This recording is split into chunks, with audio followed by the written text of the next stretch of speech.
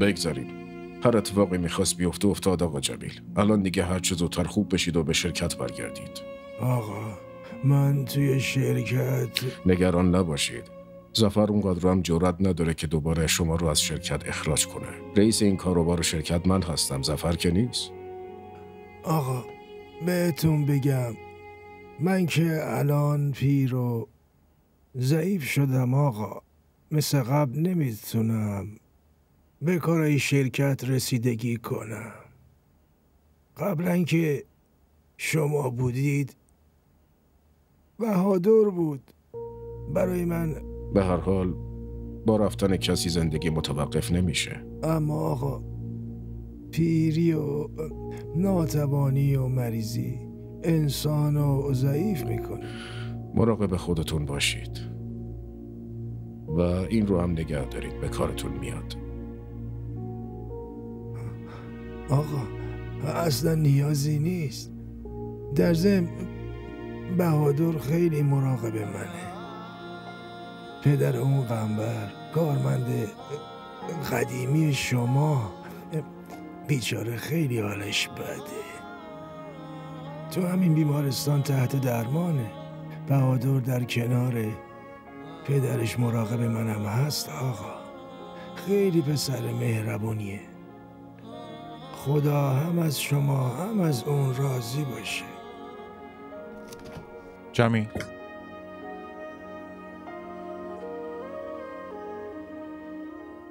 سلام. داروهاتون رو براتون آوردم. خب جمیل دیگه میرم. نه خیر آقا، من فقط داروهاشون رو آورده بودم. شما بمونید، من میرم.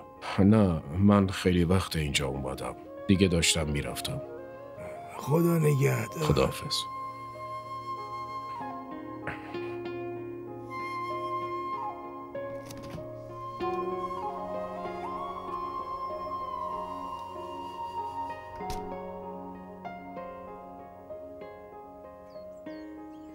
فریه لپتاپ منو لطفاً بده.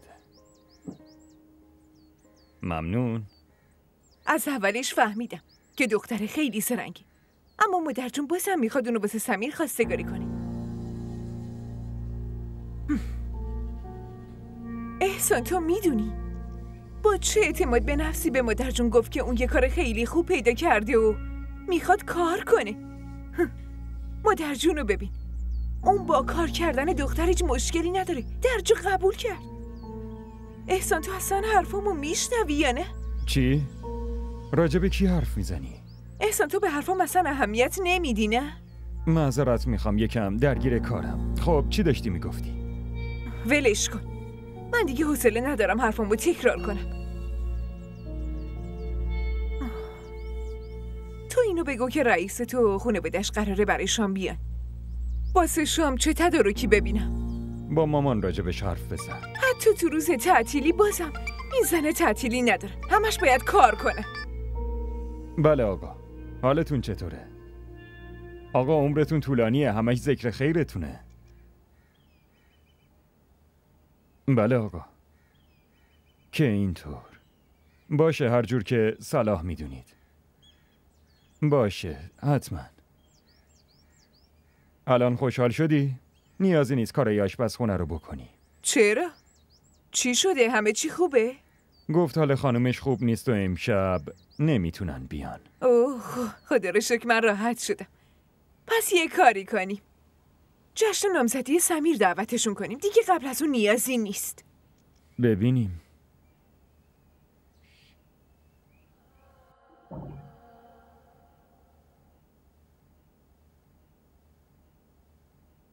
بهادر. بله. بله آقا. الان حال بابات چطوره؟ راستش سکته قلبی کردن، حالشون هم خوب نیست. خدا بهش سلامتی بده، نگران نباش، به زودی خوب میشه. انشالله.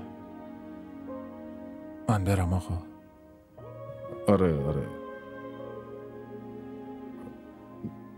گوش کن.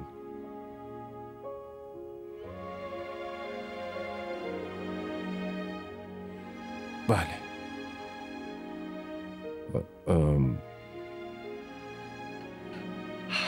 گیتی چطوره؟ گیتی؟ حتما خوبه. حتما خوبه؟ یعنی چی؟ اون رفت آقا.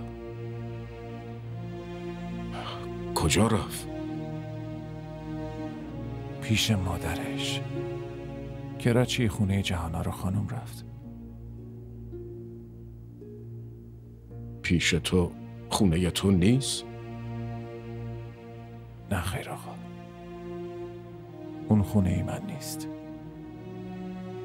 اون همونجاست، جایی که همیشه میخواست بره.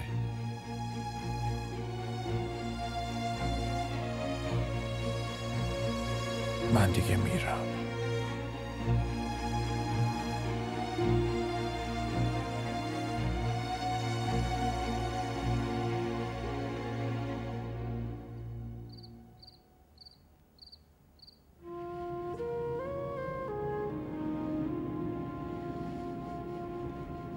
اون رفت آقا.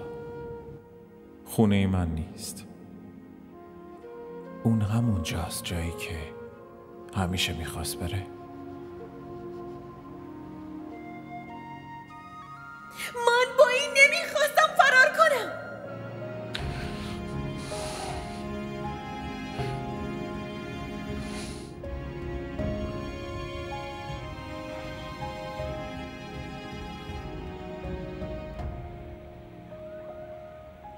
سمیر، تو چرا اینقدر لاغر به نظر میرسی؟ اونجا غذای درست حسابی نمیخوری؟ مامان، به نظر من که خیلی هم خوبه. شما الکی بزرگش میکنی. چه کار میکردم مامان؟ هر غذای سبکی گیرم میومد میخوردم. شما اونجا نبودید که غذای خوشمزه بپزید و به من بدید من بخورم. الهی عزیزم. عیب نداره سمیر، اصلا جای نگرانی نیست. تو دیگه نیاز نیست واسه غذا دچار مشکلی شی. خب رومینا هست دیگه، اون خیلی خوب آشپزی میکنه. آره، کیک پختنم بلده. دیگه شب و روز قراره کیک بخوریم. والا شانسو ببین. اینجا مردم نونم گیرشون نمیاد. اون وقت تو کیک میخوری. در ضمن مامان، من که خیلی خوبم، اما شما خیلی ضعیف به نظر میرسید. زن داداش، به نظر میرسه شما اصلا مراقب مامان نبودی. نه خیر سمیر، اصلا اینطور نیست. من که تلاش میکنم حواسم همیشه به مادر جون باشه.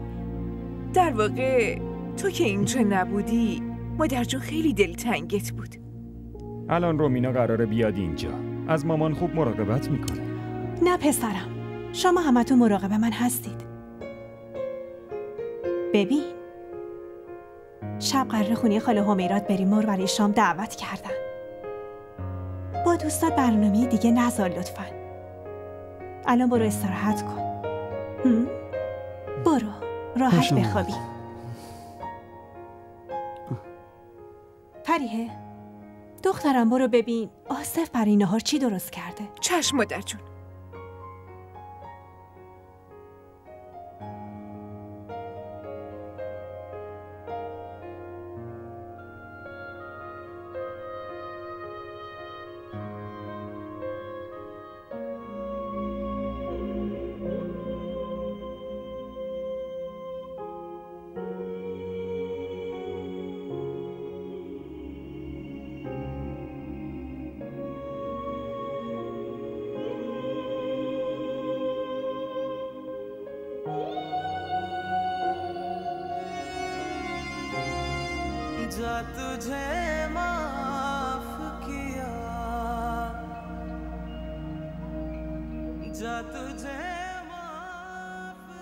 نمیدونم گیتیارا با بیمهری و بیوفایی که بهم کرد الان حالش چطوره. بگذاریم، حتما خوشحاله. بهادرم که خیلی وقت بود میشناخت. اما تو این بازی عشق و خیانت گیتیارا تو زندگی سمیر رو از کجا به کجا رسوندی. خانم نفیس، این برگه های طلاقشون رو حاضر کردم. فقط امضای ایشون مونده.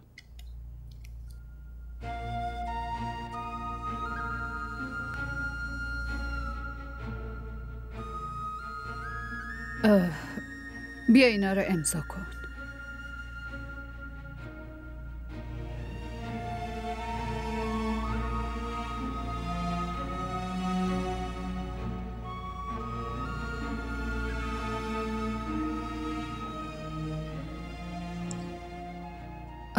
آقای وکیل، این برگه ها پیش من میمونه، امضا کرد میارم. باشه، درسته. دیگه با اجازهتون. خدا نگهدار.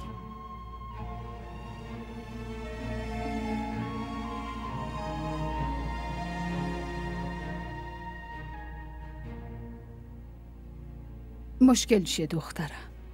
تو چرا ناراحتی؟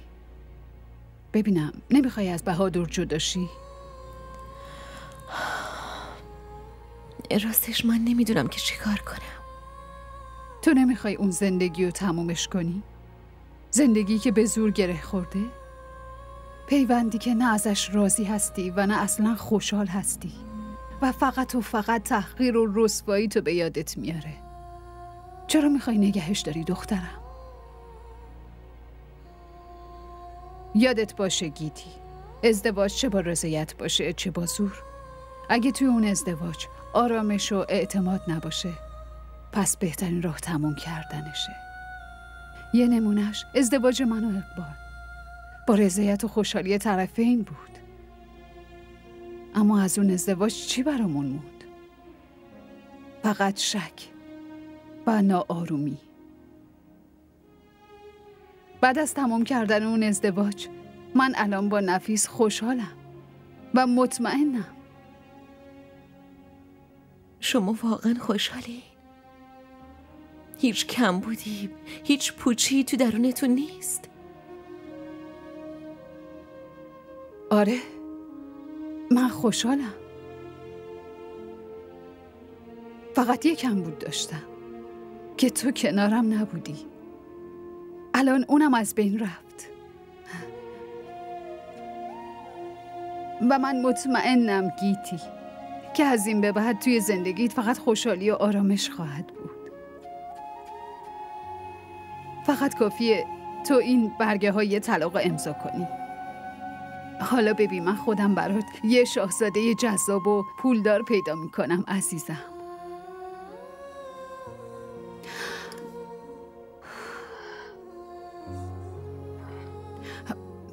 انقدر بهش فکر نکن. آفرین. اما مامان، بهت گفتم انقدر فکر نکن. این برگه ها رو امضا کن.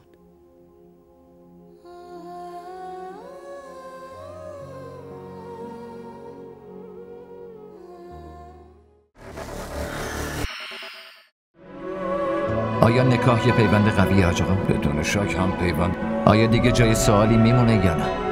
نکاح جواب همه سوال هاست. پس ما رو به نکاح هم داریم. ये इश्क तुम न करना ये रोग ही लगाए दफन खुद करे है फिर सोग भी मनाए. لازم نیست بهم توضیح بدی. تو بهم اعتماد داری؟ اگه اعتماد نباشه پس عشق به چه دردی میخوره؟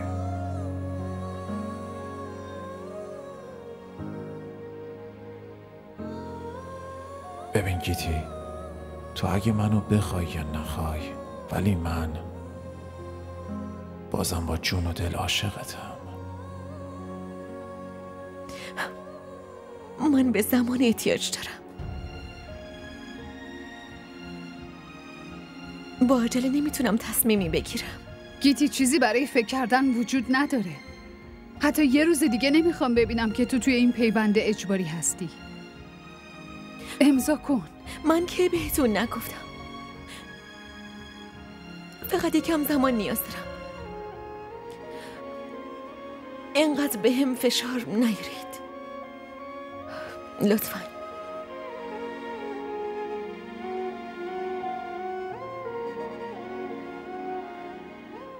خب سمیر، آب و هوای اونجا چطور بود پسرم؟ خیلی خوب خاله، خیلی خوب، عالی.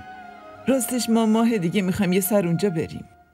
پس حتما برید، جای خیلی خوبیه. خاله شما میدونید که سمیر امروز بی‌صبرانه منتظر بود که کی شب میشه، کی میاییم خونه شما و کی شماها رو میبینه. خاله منظور احسان اینه که میخواست رومینا رو ببینه.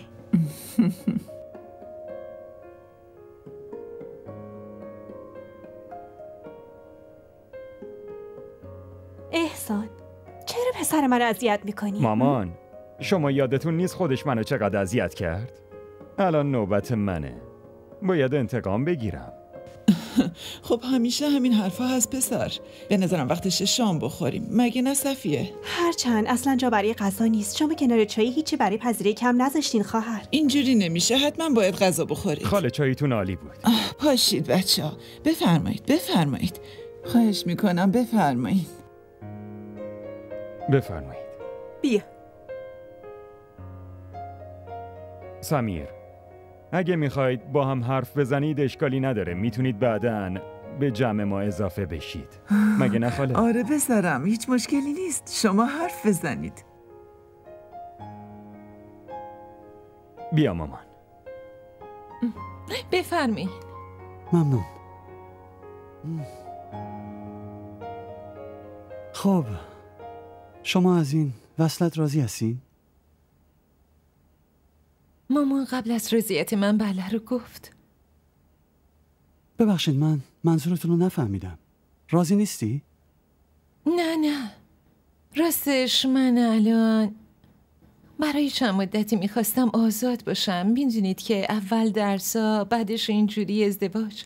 خب راستش من میخواستم آزاد باشم و لذت ببرم. میخواستم تمرکزم روی کارم باشه، میخواستم کار ببین کنم. من با کار کردنت مشکلی ندارم، شما حتما روی کار تمرکز کن. اما اگه از لحاظ ذهنی برای ازدواج آماده نیستی، من میتونم با مامانم حرف بزنم. میتونیم نامزدی رو عقب بندازیم. نه خیر، شما شاید با مامانتون حرف بزنید، اما مامان من خیلی زود میفهمه که دلیل این کار من بودم و در ضمن من دیگه همه فکرامو کردم. ببین رومینا، این مسائل برای منم خیلی سریع داره پیش میره. یهو این همه اتفاق افتاد، اما من نمیتونم مامانمو از خودم دلخور کنم. من قبلا خیلی ناراحتش کردم و اگرم خوب فکر کنیم هر کاری که بزرگترمون برامون انجام میدن و تصمیم گیری میکنن برای صلاح خودمونه و اگرم ما به تصمیمشون احترام بذاریم و قبولش کنیم، پس باید از این وصلت راضی و خوشحال باشیم. آره شما درست میگین. ببین بعد از نامزدی باید اینو بفهمی که من اول دوستت هستم، بعد نامزدتم. تو هر حرفی که میخوای بزنی، هر چی تو دلته، هر چی که اذیتت میکنه، میتونی بیای پیش منو بهم بگی. حتما، و شما هم میتونید با هم حرف بزنید.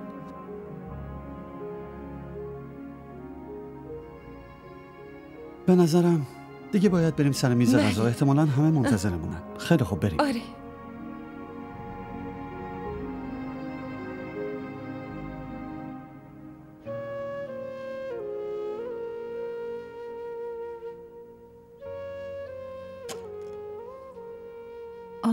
گیتی دخترم، تو هنوز حاضر نشدی؟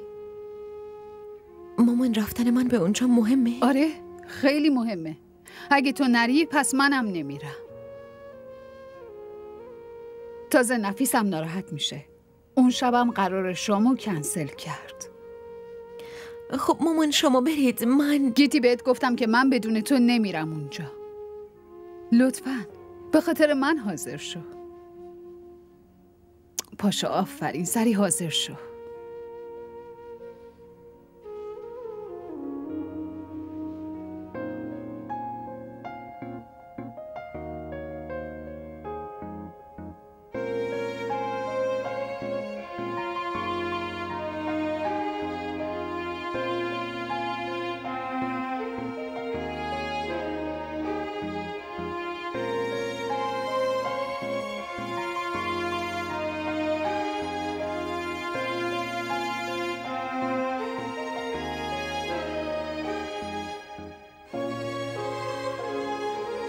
فقط خوب نه، بلکه خیلی خوب.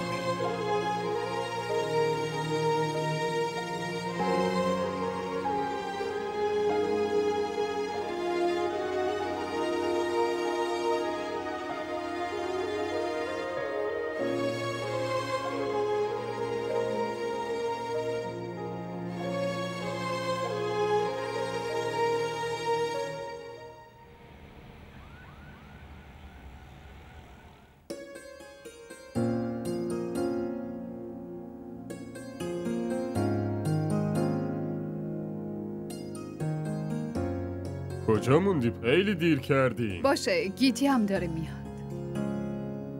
بیا دیگه، زود باش.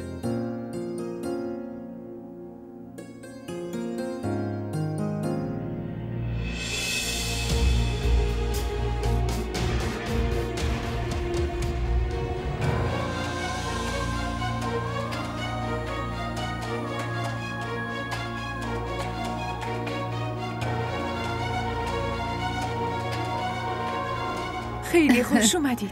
خیلی بهتون تبریک میگم. خیلی ممنونم. مامان کجا؟ ببخشید یه لحظه.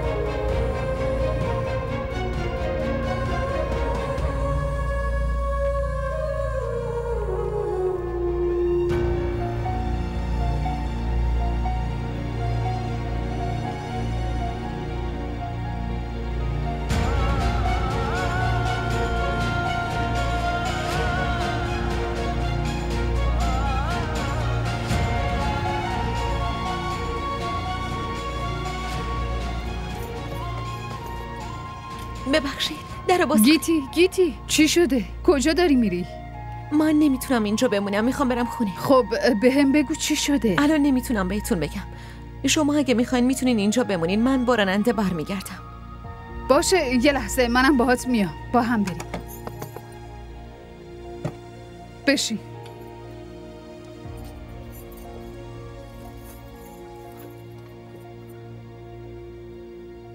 مامان گیتی اینجا بود، همین الان دیدمش. دیوونه نشو پسرم، مهمونا اومدن عزیزم. همیرا هم سراغ تو رو میگیره. رامینا هم منتظرته. بریم. مامان میخوام بدونم چه اتفاقی افتاده، لطفاً بذاری باهاش حرف بزنم. آخه چرا گیتی میکنی؟ زود باش بریم، مردم دارن نگامون میکنن. گیتی بود، من خودم. سمیر، مادر جون شما اینجا چی کار میکنید؟ همه دارن دنبالتون میگردن. مادر جون لطفاً بریم، خیلی دیر شدی. دخترم تو برو، الان من سمیر رو میارم. شما مطمئنی؟ آره دخترم، مطمئنم. خب زود باشه بیایید. عزیزم. من باید همه چی رو براش روشن کنم، لطفاً خواهش میکنم. تو از دست دادی؟ امشب جشن نامزدی توه، عروست اونجا منتظر تو نشسته.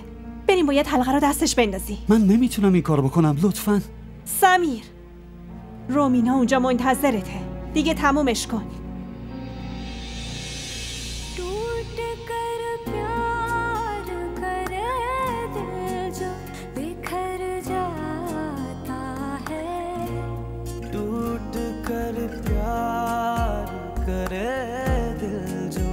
बिखर जाता है इश्क तो सामने आँखों के मुकर जाता है अपनी धड़कन को मेरे दिल से जोड़ने वाले जा तुझे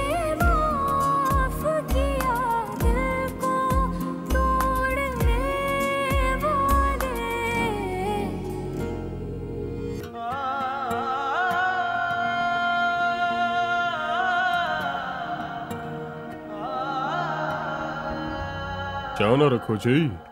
نفیس، حال گیتی خیلی بد شده بود.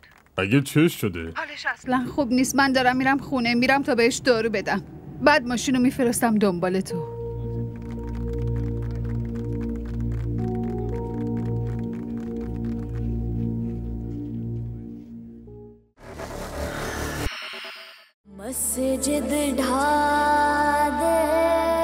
این تارا برای آرمان بدشانسی آورده. با آدم مرده نمیشه تو هم ببینی. شما فکر میکنید من الان زنده؟ من با آرمان یه جا مردم.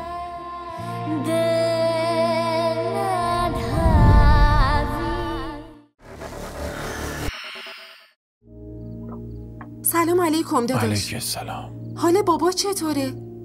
حالش تغییری نکرده، فقط دعا کن. من که همش دارم دعا میکنم داداش. لطفاً برو لباسمو اتو بزن. دوباره باید برگردم. یعنی امشبم خونه نمیمونین؟ برم که مادر بتونه بیاد. باشه درسته. در ضمن داداش پستچی اینو براتون آورد.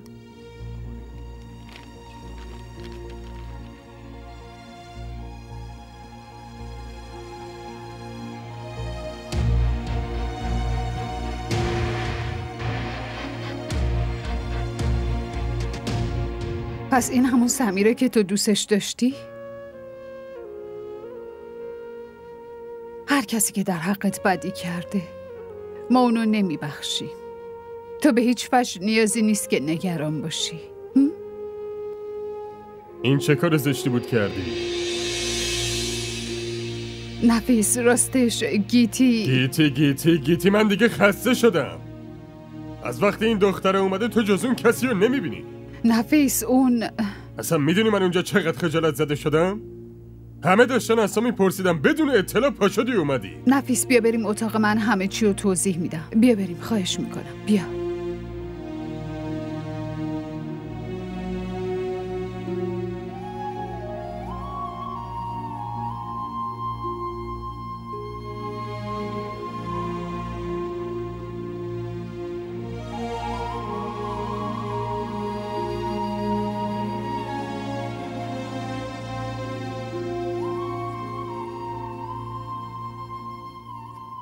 پس تو تصمیمتو گرفتی که این پیوند بین من و خودتو تموم کنی.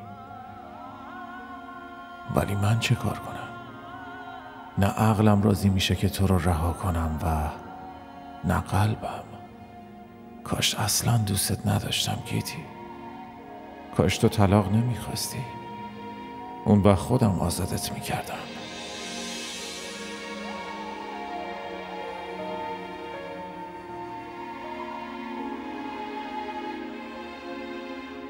ولی هر اتفاقی هم که بیفته من تا آخرین لحظه تلاش میکنم این ازدواجمون رو نجات بدم.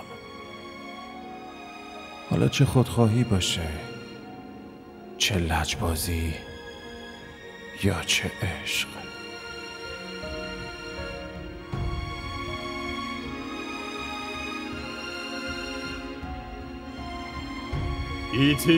گیتی من دیگه خسته شدم. از وقتی این دختره اومده اینجا تو به جز اون کسی رو نمیبینی. اینجا خونه ای توه.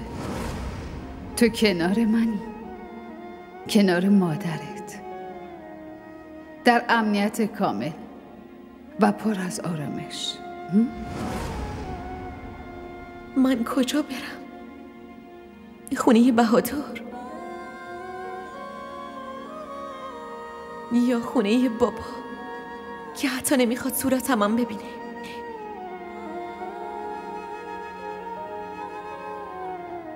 من هیچ جایی رو ندارم برم، اما اینجا هم نمیمونم.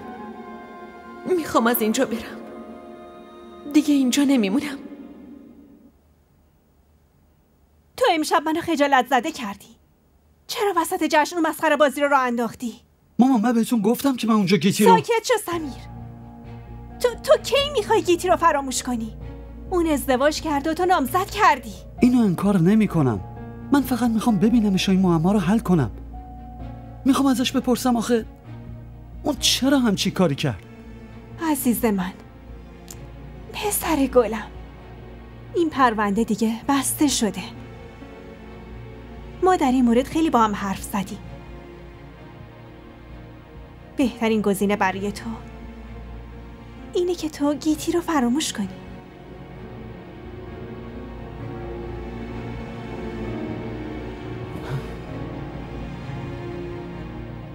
دارم تلاشمو میکنم.